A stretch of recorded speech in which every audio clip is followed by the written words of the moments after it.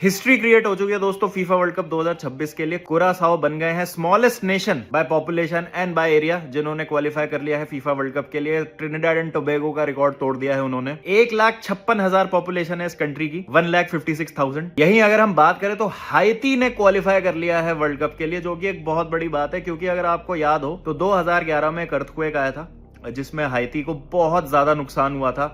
लगभग 3.5 लाख लोगों ने अपनी वहां पे जान गंवाई थी।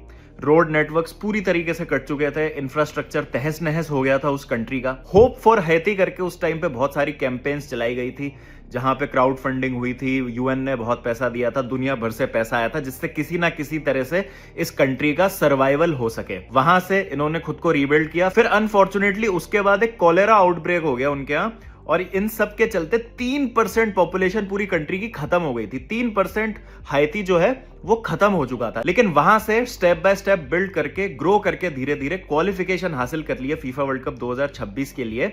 और एक इंप्रेसिव बात यह है कि क्योंकि इतना डिसऑर्डर हो गया था और कंट्री तहस नहस हो गई थी, तो 80% एरिया जो है ना हाइती का, that is controlled by drug lords और गैंग्स। तो उसके चलते हाइती अपने होम मैचेस भी नहीं अपने होम पे खेल पा रहे थे, दूसरे वेन्यूज पे खेल रहे थे। तब भी उन्होंने वर्ल्ड कप के लिए क्वालिफाई कर लिया है दोस्तों।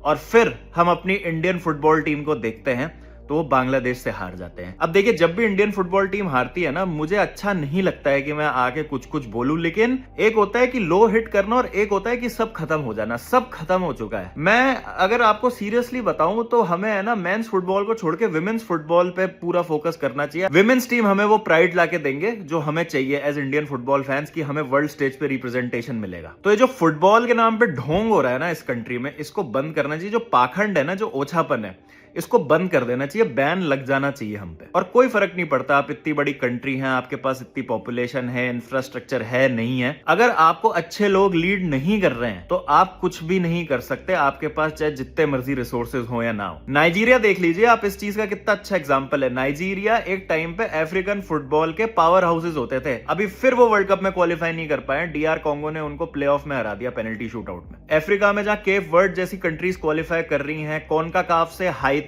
कुरासाओ जैसी कंट्रीज क्वालिफाई कर रही है दोस्तों। और यहां पे आप देख लीजिए इंडिया का क्या हाल है। अब कुछ होशियार लोग अगर कमेंट्स में आके कहते हैं कि क्रिकेट ने बर्बाद कर दिया, भैया क्रिकेट सारे फसाद की जड़ है, क्रिकेट को बैन करो। भाई मैं बता रहा हूं, अगर क्रिकेट नहीं होता ना तो कोई और स्पोर्ट होता, लेकिन फुटबॉल तो नहीं होता उसकी जगह इस कंट्री में, जिस तरीके से चीजें चल रही हैं। तो वेकअप, इंडियन फुटबॉल को पूरा डिस्ट्रॉय करो, शुरू से रीबिल्ड करो और फिर अच्छे लोगों को लेके आओ, एंड देन शायद कुछ हो सकता है। आपकी इस पे क्या राय है? Please do let me know in the comment section.